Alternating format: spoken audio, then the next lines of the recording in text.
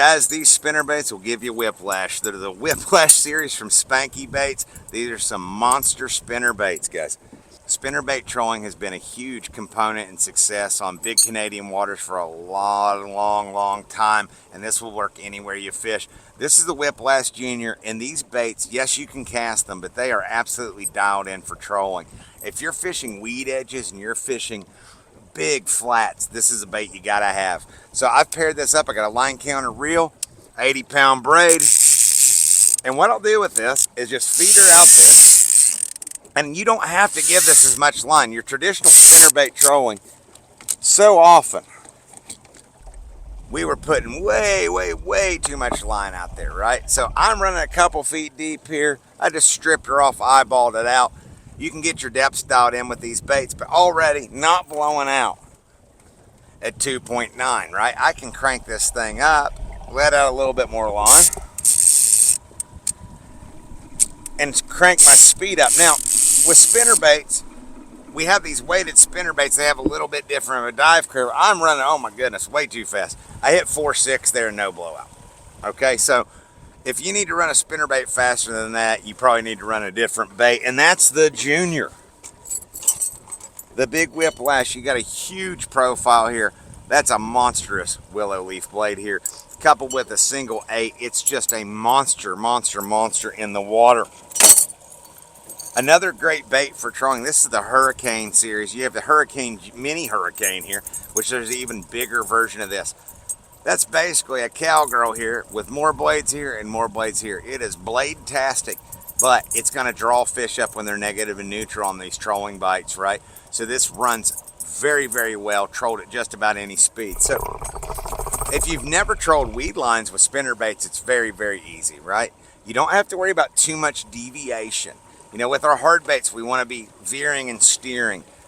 The blade baits, they're going to do a lot of work themselves. So if you're new to summertime trolling, if you're not confident in big cranks in open water, but you know where weed edges are, grab one of these baits. Say, like, you know, you're fishing Canada, you're going on a hog hunt, or you're big Minnesota water. This is a confidence bait for trolling those weed edges and even sand. You know, don't be afraid to run this over any kind of cover and structure.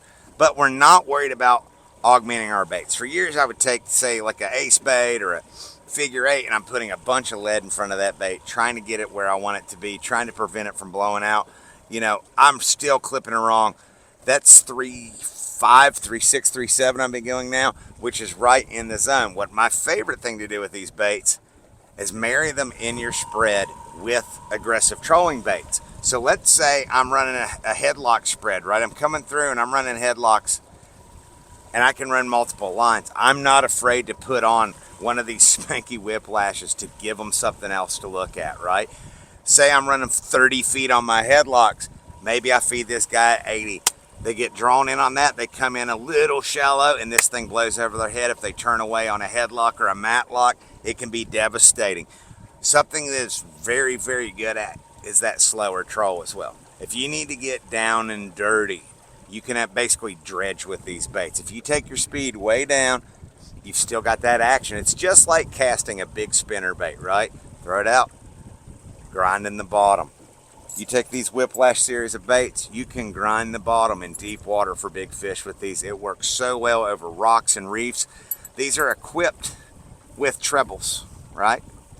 So this is a treble hooked bait. However, you can augment the hooks on this so easy. It's just split ring. So if you really want to get down and dirty and get it through nastier stuff, you can change the hooks out. Smaller hooks will prevent that. Where I like to use this as a deep dredge, using over, you know, Canadian reefs, things of that nature. If I need something that's different, big and thumpy, these magnum size spinner baits are a big go-to. You know, if we're fishing high in the water column, again with that speed, trolling bucktails has always been such a impactful thing in the fall.